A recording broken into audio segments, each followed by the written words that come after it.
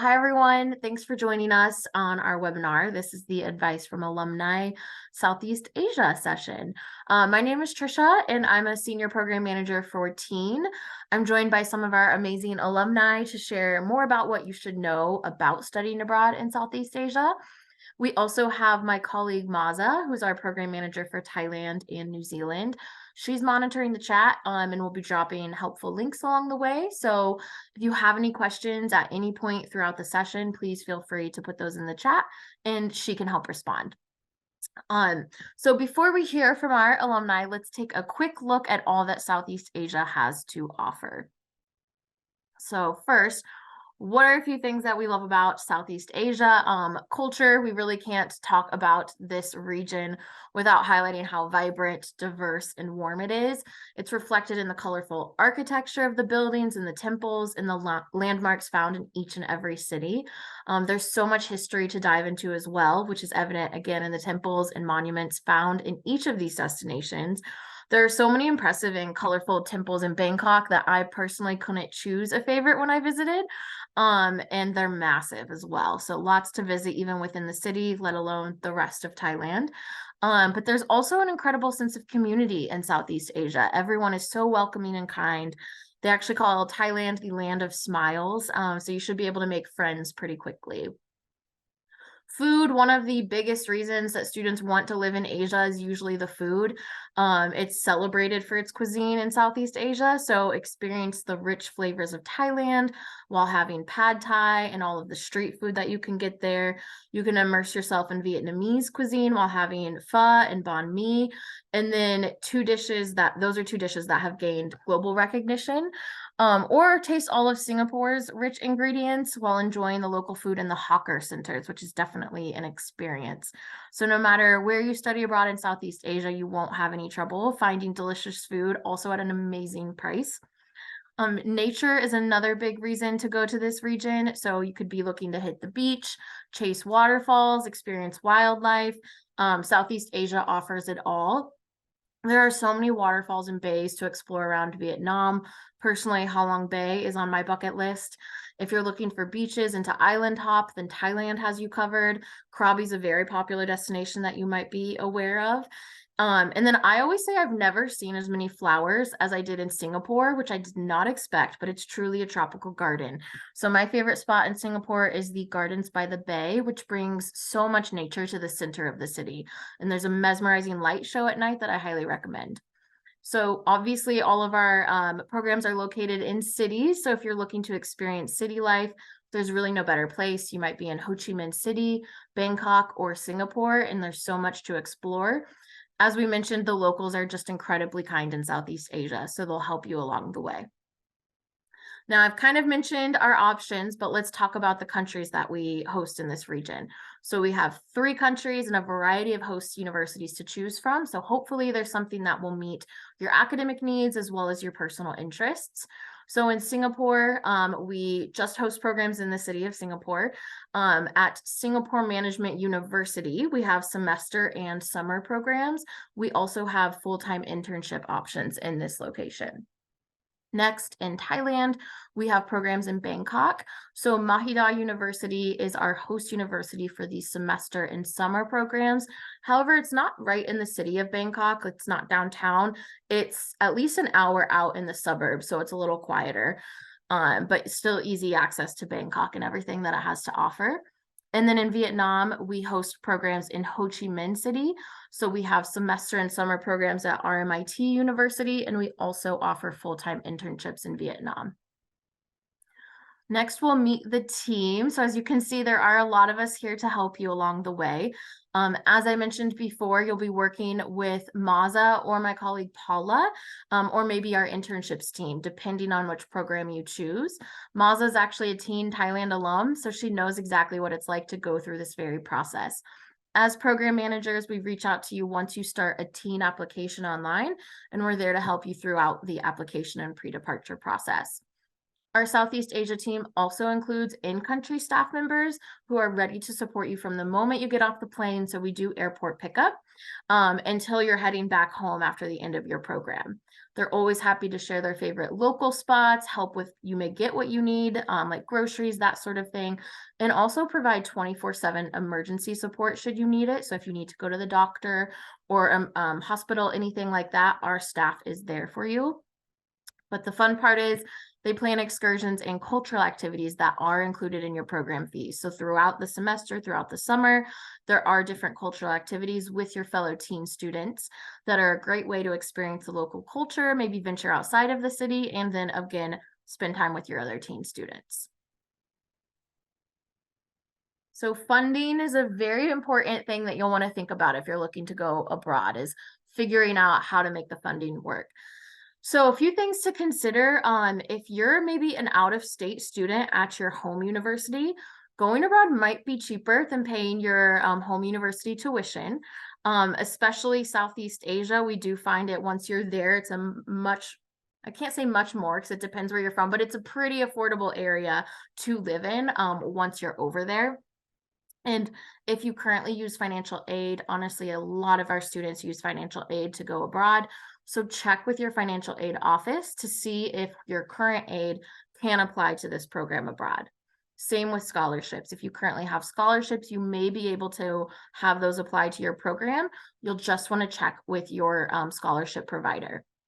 Finally, start budgeting early. So consider maybe getting a job, whether that be during the school year or during the summer, and start saving up beforehand. Or maybe think about asking family for funds instead of gifts this holiday season.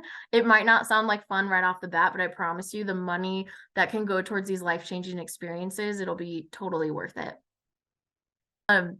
So next steps. If you haven't already applied yet, then we strongly encourage you to set up an advising appointment. Maz is going to put a link in the chat right now that you can use to book an appointment with our team.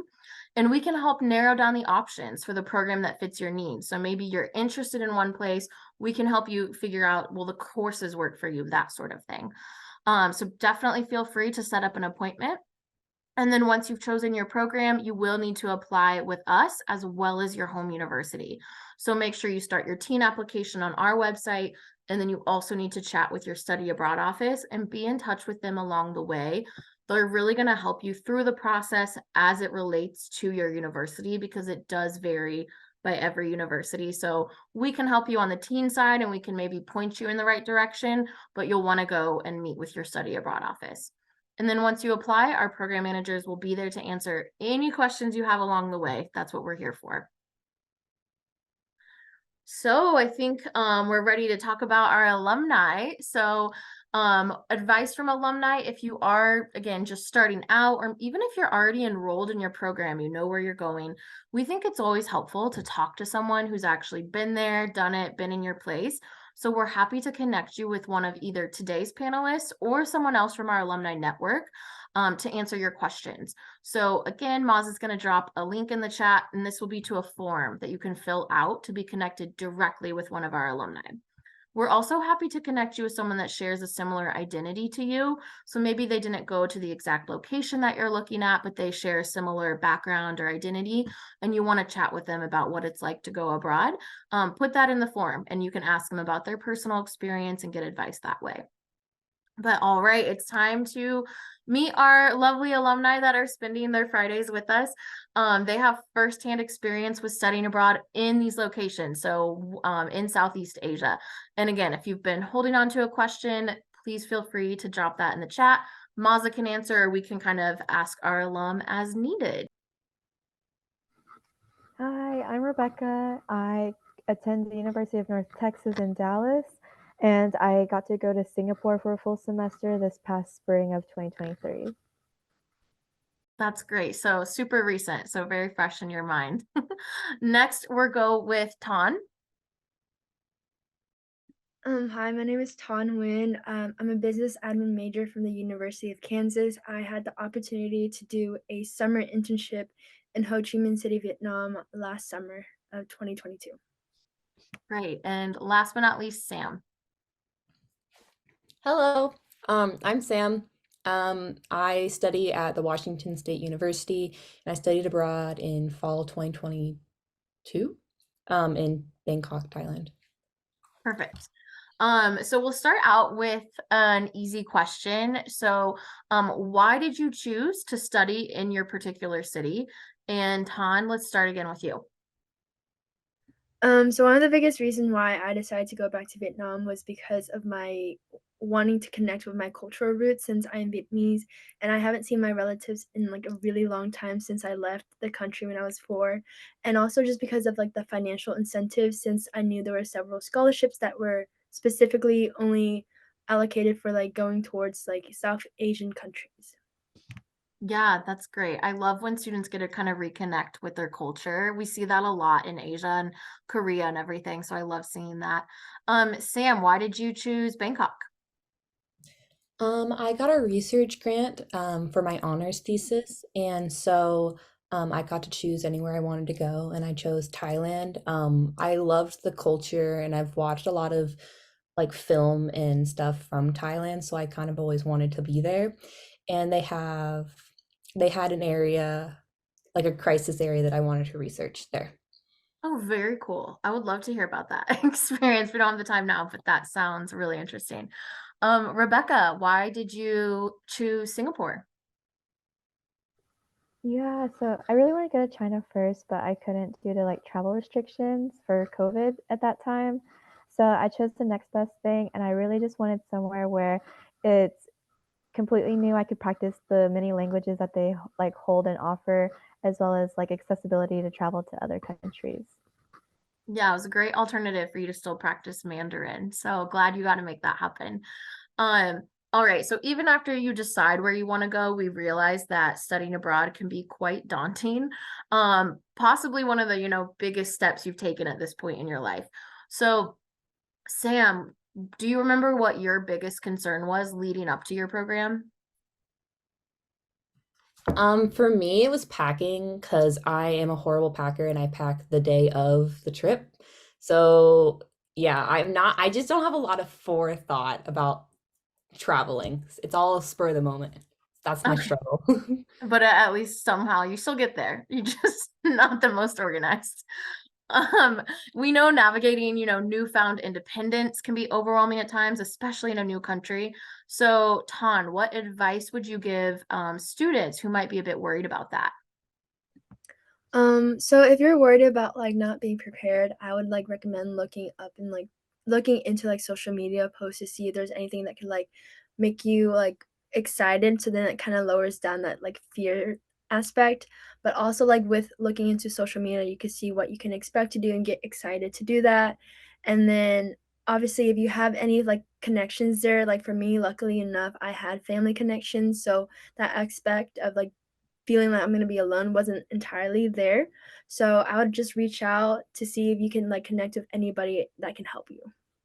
Yeah, I think that's great. And another reason to connect with our alumni, even if it's not one of you three, you could ask every little question and hopefully that makes you feel more prepared, which lessens the anxiety. But I know another thing is just staying on track for your degree, is a big priority for pretty much all students, as they consider studying abroad. So, Rebecca, did Teen help you with staying on track for your degree? And if so, like, how did we help you with that? Yeah, absolutely. So that was like another consideration for me going to Singapore. So I'm an accounting student, so there's specific requirements for my university of what I need for credits to transfer over. So that way, like I'm still meeting my degree requirements. And with their Singapore program, I had the chance to work with Paula, who was one of like the program helpers, and she gave me like a historical list of previous classes that would be offered or were offered over the past course like semesters, and so that really helped gauge on what would be available. And so you kind of just plan ahead and you talk with your home advisors. And thankfully, I got to take a full course, like what I needed to meet like scholarship requirements and everything. So it was pretty smoothly, and Team did an amazing job helping me out on that. That's great. And yeah, we always advise getting more classes approved, so that you do have flexibility when enrolling if you're doing a study abroad instead of an internship. But we might have students who will watch this who are still on the fence about even applying and going abroad. So this question is, how far in advance did you apply and what advice would you share about the application process? So Tan, we'll start with you. So I would recommend, if you're regardless of what time you're going, at least like 6 months in advance to see, like, just prepare so you know, for example, if there's any financial like problems that you had to be thinking of, see if there's like any scholarships that like need to be done by a certain time. Moreover, just like looking into like the applications, because like during that time, like you're browsing, you can see if there are other countries that fit more of your needs. So then hopefully by the time it comes down to like at least 2 to 3 months before, you should have like 2/3 or at least all, or hopefully everything done by then. So then you can just like breeze through the last 2 months and just like be prepared to actually go and not be stressed out. Yeah, that's great. Sam, I know you had a unique situation where you studied abroad for a year in both Thailand and then New Zealand. So what was that application process like for you? One thing I really like about Teen is they'll send reminders because I forget a lot of the steps and I need someone to remind me. So, especially with the visa, I would have forgotten if they didn't remind me. I would have I would have not made it there if it wasn't for Paula. Yeah, that's a big part of our job as a program manager is following up. So I'm glad it was helpful. And then Rebecca, what about you? Yeah, I think like the biggest thing for me was that being more prepared, like once I get there. I think the process beforehand was a little bit straightforward for me because I did plan ahead early on, like maybe like a year in advance. I know that might be a little bit more than what people may be used to. Um, so the process on like getting a visa, getting our classes cleared, was pretty smooth in that sense. So basically, just navigating once you're in the new country was like a little bit of a change. I had to get acclimated to. So Definitely. Everyone's gonna feel that way once they get there. But let's talk about academics. We've kind of lightly touched on it, but campus life and coursework can look pretty different from what we're used to here in the US. So, Rebecca, what were maybe some differences between your home university versus SMU in Singapore? yeah, so I think like for my university, we're used to maybe like a 3 day or 2 week schedule of going to classes Monday, Wednesday, Friday, Tuesday, Thursday, and you usually have a lot of homeworks, maybe some quizzes, and also multiple exams leading up to a final towards the end of the semester. So like you have a lot of assignments to do throughout the semester. Whereas when I got to Singapore, I only had one class each week. So like I was taking 4 courses, so I only had 4 classes a week, and it was from Monday to Wednesday. So I had Thursday to Sunday off from going to class. They were 3 hour courses though, so that was different. Usually at home, it's like you take 1 hour for 3 days or 1.5 hours for 2 days. And then we had no assignments really. So we would learn in lecture. We would discuss topics more from a like a Socratic seminar way, on just talking to all your classmates. You have a lot of like debates, and then you only have a midterm, and then you only had like a final. So the grade system was very different for me. We didn't I think it wasn't as much repetition really, just because we didn't have those assignments to do. But it was fun nonetheless, because then you actually have other free time to maybe go travel on your days off or like do something for fun for you. Right, very different structure. Sam, what about you? How is Mahida University different? Um, It was different in the sense that I also had more time to do stuff. I felt weird coming home from school and not having to do anything because it's just like it's either just an exam, like a midterm, a presentation, and a final, and that's it. So it felt weird not having anything to do when I came home, which is also a good thing because it was more ability to travel. So that's a good thing. Since I had so much time though, I joined a lot of clubs. In Thailand and in New Zealand. That's awesome. Yeah, I think that we can see the struggle is like you have more freedom, but then some students, of course, it's easier to neglect your studies and get distracted. So if you really want to stay on top and still get good grades by the end of the semester, you really have to put, I think, effort into it. But yeah, Tan, you interned in Ho Chi Minh City, so that's obviously different than studying abroad. So could you tell us a bit about that experience? So for me, I was working from Monday through Friday with the schedule of like either starting at 8 or 9 and then ending around 5 p.m. My start time and end time actually really just like differed each day depending on how like laxed or busy the workload that my boss gave me. But it kind of in addition to that though, I did take a class to get credit for my school because there was a requirement that KU needed. So um alongside working, which was, like, the main focus, I did take a class, but it was super, super easy because you would only have 1 assignment each week, but it was the type where, like, you talk more about how your week went, and the assignment was related to the workload that they would ask you about. So, for example, they'll be like, "What did you do today? Was it hard? Did this impact your, critical thinking?" Stuff like that. So, it was, like, very easy to do, like, both the workload and then, like, the schoolwork, doable. Yeah, I think with internships, a lot of it's like self-reflection so that you're really taking the time to figure out how your internship is helping you grow personally and professionally. So that makes sense. But as you've all alluded to, there's a lot of time outside of the classroom to explore. So let's talk a bit about that. Sam, tell us about some of the adventures you went on in Thailand, and do you have any favorite places that came to mind? There is in the semester, there's like a week or two where you're kind of off of school. And so that gave me the ability to island hop with my friends. We specifically went to the full moon party, so I definitely recommend that for people who like that kind of stuff. And then afterwards, I went to Phuket, I went to Krabi, I went to Phi Phi Island, all beautiful places, and I would highly recommend all of them. Yeah, I feel like you hit all the like top destinations in southern Thailand. Um but Vietnam's also very celebrated for beautiful landscapes.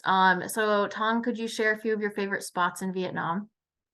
So my first spot, and it's actually like relatively close because the transportation itself, I just want to mention, is pretty cheap. Like a bus fare from like one place to the other, like even if it's like 5 to 6 hours, is like less than 10 or less than 20. So one of the places I recommend would be Dalat, because this area itself is the most was it similar in temperature-wise to America, where it's, like, pretty cool compared to other places, and, like, it's also, like, the city known for, like, flowers, so it's super, super pretty, and it's also, like, it has a lot of, like, Paris, and French, culture aspects to it, so along that area, like, you can go up to the mountains with, like, a motorbike, go waterfall climbing, which I did, and I highly, highly recommend. And then there's also, like, a city market nightlife, which I'm pretty sure is popular on TikTok before, has a lot of street vendors and like at night it's just super super crowded, but you can buy anything you want for really cheap prices. And if not Dalat, then I would recommend other places, especially you want to go to like the beach, which is like Mui Né. That's like kind of the coastal area, and around that region has a lot of like nice resorts as well, and like compared to prices in the US, these resorts are like super worth it. Less than probably like 400 for like a family of 5. So you can go out with your friends and have like a grand time there. And then if not, you could just stay in Ho Chi Minh City because the nightlife offers a lot of activities like such as like street vendors as well, and like unlimited places to go because they open pretty late. Yeah, and I'm sure still like amazing street food that's just open at all times of night. So Rebecca, I know you were in Singapore is obviously pretty small, but because of that, you were able to explore around Indonesia, Taiwan, Korea, and Thailand in your semester. So what was that like? Yeah, it was amazing. Like also Singapore, like even though it is a small country, it is still like big. Like there are a lot of things you can do, like the Cloud Forest, Gardens by the Bay, go to Sentosa, or like just more out rather than in the city area. So I got to like see all of that. And then Indonesia, I got to go to Bali, so I got to I went to Southern Bali more, so I was like near the beach. I learned how to surf when I was there, and I also got to like go and do a waterfall excursion, which is like hiking there and looking at the like beautiful natural like landscape and everything. And then like in Taiwan and Korea, I loved the food so much. It was great, and also got to like learn more about the people. I think that was a big point for me, as I wanted to just learn about others and like what like they do, because I'm not familiar with a lot of their customs and everything. And so then I also, yeah, I got to go to Phuket, so I got to do a little bit of island life, and they had amazing food there as well, and just got to visit an elephant sanctuary too, so that was fun. But yeah, great experience. I highly recommend, if possible, like definitely try to branch out and maybe go to a neighboring country, uh, if you can. Yeah, it's like sometimes a once in a lifetime opportunity. So you're all making me want to plan a trip now as we head into the winter months. I'm like, these places sound amazing. One concern we hear from students, and this has been like for decades, it never changes this concern that they're worried about making friends because a lot of times you don't know anyone going on your program, and that's nerve-wracking. So how, I guess we'll talk about kind of how easy it actually is to make friends. So sometimes students will join clubs and do campus events. Sam, you mentioned that you've joined a lot of clubs. So what was that experience like for you? I felt like I met a lot of locals, which I feel like is pretty difficult to do, because you make usually a lot of friends with the international students, but I made a lot of friends with the local students. And in Thailand, everyone's really friendly. I also was afraid that I wasn't going to make any friends. So, but the first day, everyone came up to me and said hi, wanted my social media. We exchanged numbers. We hung out afterwards. They invited me to places. I actually felt welcome, in their country, and I really appreciated, their hospitality and their kindness. I love that. Ton, what about you? I know you were busy working full time, but was it easy to make friends while abroad? I would also say it was really, really easy, but just because with ISA, they provided a lot of let's like activities and events for like the students who also came from America to Vietnam. So we met up with like a lot of those students, or I met up with a lot of those students, but also ISA provided this program. It was like the friendship buddies where like they contacted like local students there. And so like they would come and help us show us around. And so it was like a combination of like US students and then Vietnamese students coming together to do various activities such as like volunteering, just like eating out together, like going to the movies. And so like even though like you're working throughout the week, what I did was like I ended up like contacting, or we created this group chat, and then we would always text each other throughout, and then towards the weekend we would plan activities like going out to explore the city together, get boba, stuff like that. So honestly, the friendship connection part is like super easy, and everybody is super friendly, especially like if you're an American, they really want to just like talk to you and get to know you and like learn more about like that lifestyle. Yeah, like sharing cultures, like you get to know, you have so many questions for maybe locals, but they have just as many questions for us. So it's really cool to have that experience, especially if you haven't traveled internationally. That's a big thing I found with my international experience too. Rebecca, how did you make friends abroad, and do you feel like the teen program helped you in making friends? Yeah, I think like a big thing about teen is usually for all these programs, you'll be also with like a cohort, so a group of students who also chose that same program. So I'm really close with my cohort in Singapore. Like we still talk, so that's really nice. Kind of expanding your network, because they're also back here in the States, so it's nice that we can catch up and maybe see each other again sometime.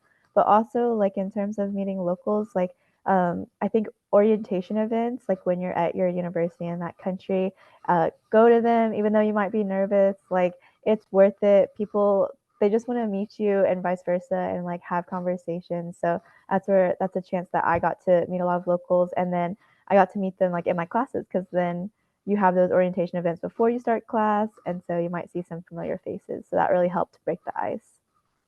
Yeah, that's a good tip. So another thing that we always get a lot of questions about is packing. So Ton, what would you recommend students pack given the climate and maybe like currency exchange? So I would recommend, like, since Vietnam being a very like unpredictably rainy place, um, I would pack clothes that like aren't bulky, as in like really not a lot of sweaters, but you can still wear it. But more of like just like shorts and just like casual t-shirts and stuff like that, like things that you would wear in the summer, you would bring back over.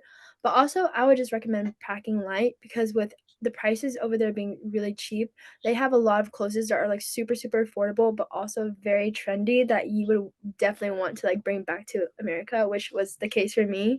And it ended up working out because I had to pack light in terms of my stuff. So I ended up bringing back like half of like clothes from Vietnam. So that was fun for me. Yeah, stock up while you can. Rebecca, would you pack differently after having been through the program? And if you would, how so? Yeah, I may would have packed like lighter because you're always gonna want to buy things and probably bring them back. So I mean, that's what happened to me. I had to buy another suitcase when I was in Singapore because I didn't want to get rid of anything, and I bought stuff too. So that is an option if if you guys are gonna be maybe buying things. So yeah, I really just you don't need a lot. Like Singapore is very tropical weather as well as the surrounding countries. So yeah, great shorts and t-shirts, very like summer wear, which is nice. And I think when you have like a lot of like good basics, it's good to like layer if you get cold or anything. So Yeah, definitely. Everything should be thinner. And I think that's the one mistake everyone makes is like you always wish you packed less. So, Sam, you packed the day of, which just stresses me out, but how would you change? Would you change that? Or what advice would you have regarding packing? I remember in one of the orientations, they always said, lay out what you want and then cut it in half. And I definitely recommend that because I also packed too much. I also didn't pack the right things.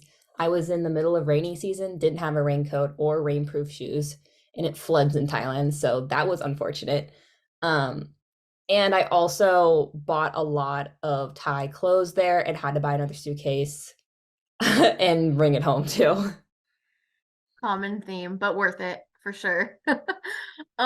So let's say it's 2 weeks before you're leaving. What were you doing to prepare for your program?